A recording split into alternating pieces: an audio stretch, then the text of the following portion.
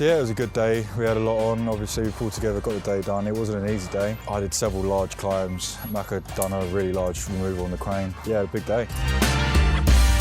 Hardest part, getting up and down all day. Several large climbs got up and down. The way I climb on double rope technique, it's a lot harder going up and down. It's easier to move around in the canopy, but going up or down all day, it really takes it out of you. So yeah, the hardest part, hands down, is just getting up there again and again, you know.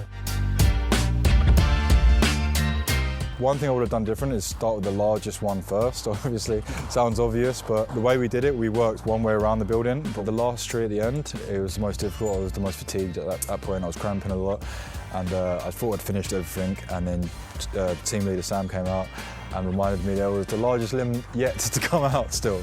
So I wasn't frustrated. You need to keep you calm in the trees, but yeah, it wasn't a nice feeling to have another large limb to come out, but I got up there, moved the rigging point out to a different place as it was a bit higher up the tree, this one, and yeah, we took it in 2 large pieces and dealt with it quickly and efficiently. How you doing, Bob? Not bad, mate, not bad.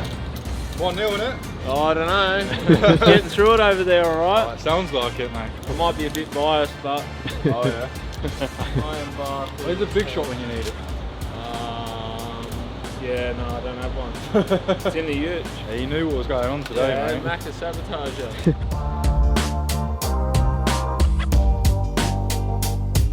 Most of them I'd done by handheld, I didn't rig anything out of. The large one at the end, I had to set a rigging point and lower a lot of the largest limbs out of the canopy. Yeah, so that's just a standard technique that all arborists use. It's just a holding cut or a step cut just to hold the piece of wood so you can put the saw away and then manoeuvre it where you want it. So again, if you're rigging a lot of the pieces, you would just cut them and the rigging can take care of it.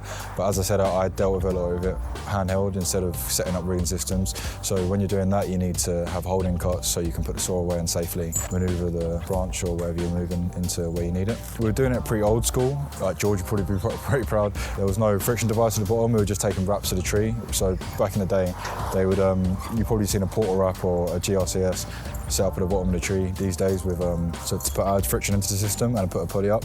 But yeah, today we just set a pulley up in the top of the canopy and took the wraps of the trunk just to add some friction to make it easier to lower the heavier bits.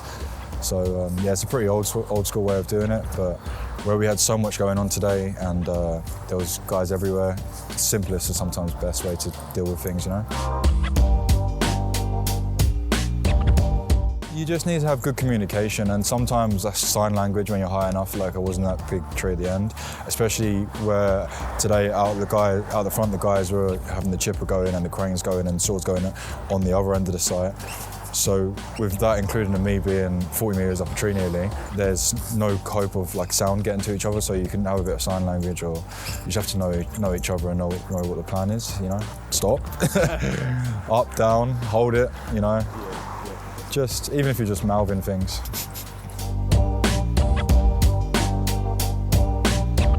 So I used to do it with one hand, but it is far, I've learned now since I've been here as well, the way you do it with 2 hands is a lot more accurate. But on that large tree, luckily I got that in pretty quick. And funny enough, the smaller trees took me a little bit longer to get a throw line in, but as is life. Oh, that's terrible. It's that camera, mate.